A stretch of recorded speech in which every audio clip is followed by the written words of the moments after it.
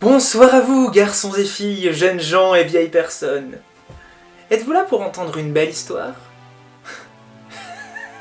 Oui, bien sûr que vous l'êtes. Alors dites-moi mes virtuels amis, si je vous parle de Celtes ou de Gaulois, que voyez-vous? Vous pensez sans doute aux glorieux et bien connus ancêtres de tous les Français depuis longtemps installés sur nos terres.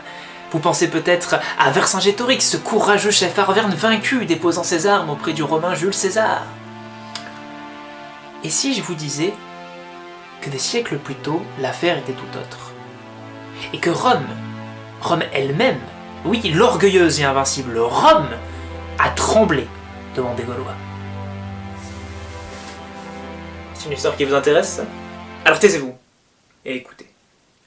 L'histoire commence à une époque où ceux qu'on appelle les Celtes, ou les Gaulois, on peut dire les deux, vivent au nord des Alpes, dans ce qui est aujourd'hui l'est de la France, oui, mais aussi la Suisse, l'Allemagne, l'Autriche et même la République tchèque. Les Gaulois, ancêtres des Français, me disiez-vous? Adorable naïveté.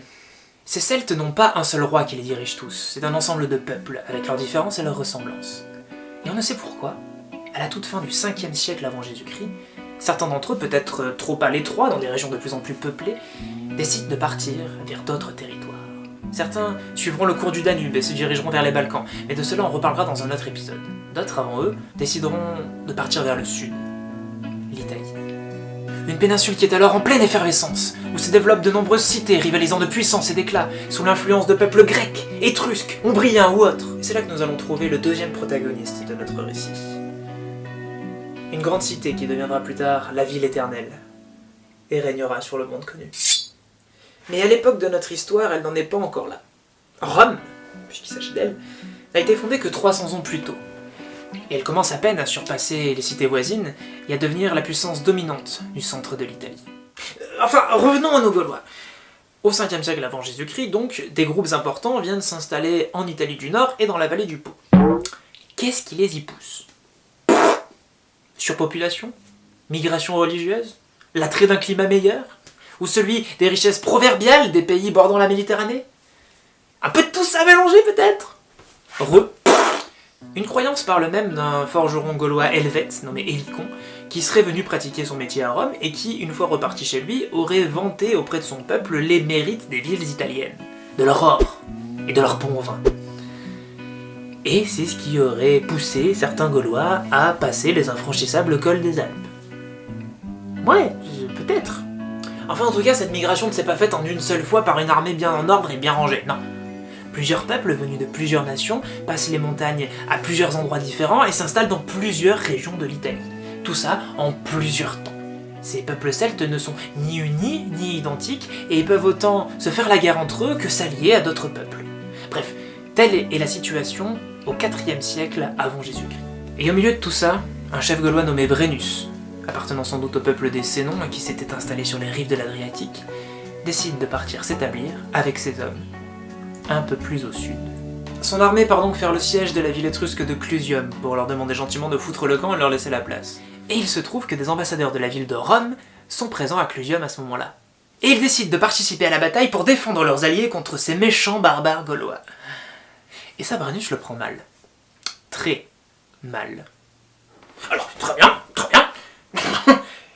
Ils ont voulu faire la guerre à Brennus? Brennus leur fera la guerre. C'est pas mal ça.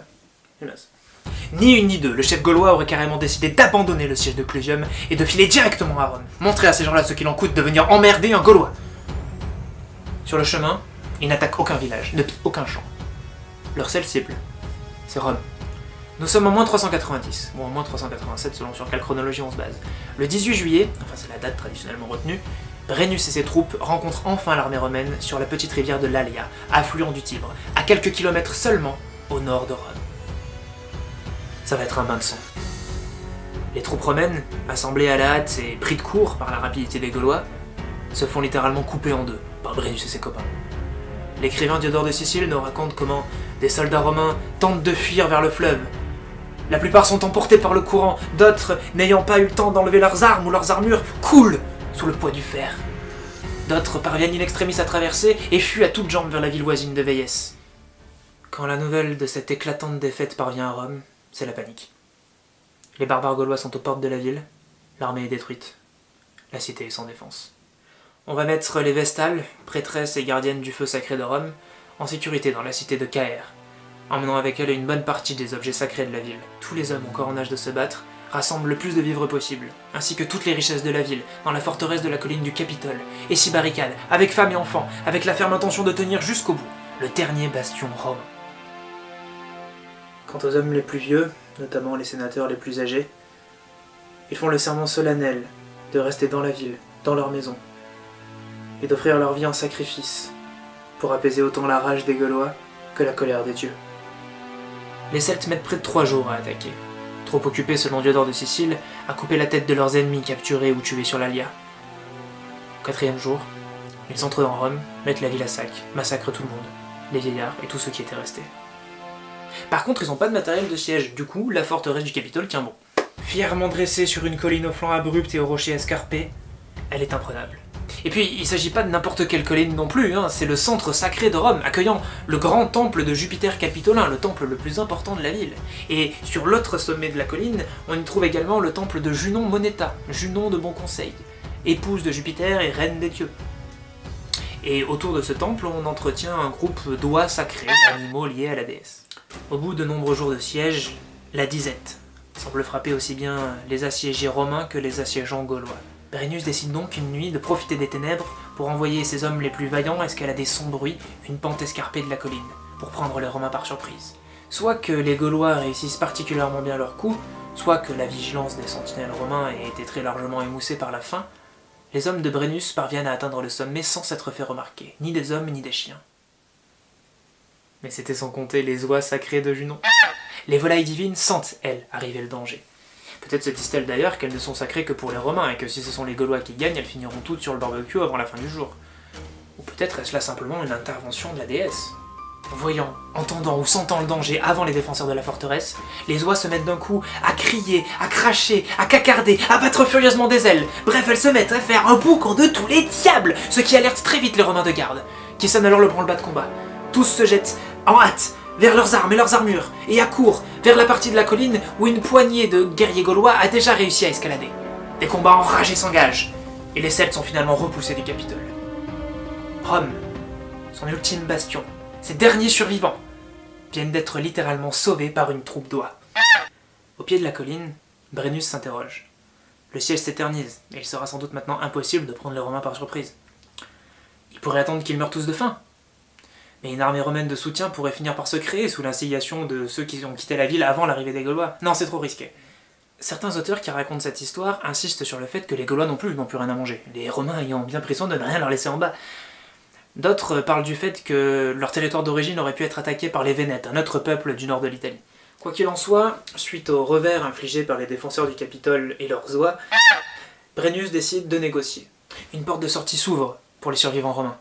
Brennus accepte de repartir avec ses hommes, d'abandonner la ville et de laisser la vie sauve à tout le monde. En échange d'un bon gros paquet de fric. La somme réclamée est mirobolante. Mais les Romains n'ont pas le choix, ils doivent payer. Et c'est d'autant plus difficile pour eux que les Celtes de Brennus, frustrés de ne pas avoir pu piller Rome en entier, comptent bien au moins pouvoir repartir les poches pleines. Aussi, lors de la pesée du trésor que les Romains leur livrent pour qu'ils évacuent la ville, les Gaulois utilisent des poids truqués pour pouvoir récupérer encore plus d'or.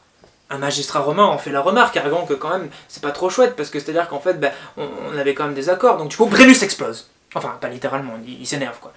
Il dégaine son épée et la balance dans la balance, pour peser encore plus lourd sur les poids de la balance, en criant « Vae victis, malheur aux vaincus », montrant bien que même s'ils s'en vont, c'est les Gaulois qui ont gagné. Alors les Romains se taisent, les Gaulois s'en vont. Rome est sauvée. Une autre version rajoutera un épisode durant lequel un général romain du nom de Camille, exilé peu avant les événements racontés ici, reviendra avec une armée de Romains rassemblés à la hâte, et surviendra pile au moment de la pesée truquée pour sauver l'honneur de Rome. Enfin, il est quand même permis de penser qu'il s'agit là d'une version rajoutée plus tard pour sauver un peu les meubles. Mais peut-être comme tout ce que je vous raconte depuis le début d'ailleurs, parce que moi je vous dis ça, mais toutes ces histoires, on les connaît surtout à travers des écrits romains. Bon, l'archéologie a quand même démontré qu'il y a bien eu des migrations celtes entre le 5e et le 4e siècle avant Jésus-Christ vers le nord de l'Italie. Bon, pareil, il n'est pas vraiment permis de douter du fait que, effectivement, des Gaulois mirent Rome à sac à cette période.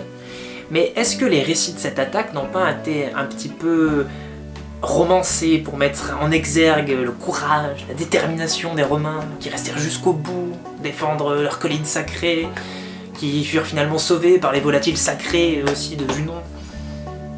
Enfin, en tout cas, c'est une belle histoire. Allez, c'est fini maintenant. Rentrez chez vous. Allez, rentrez chez vous!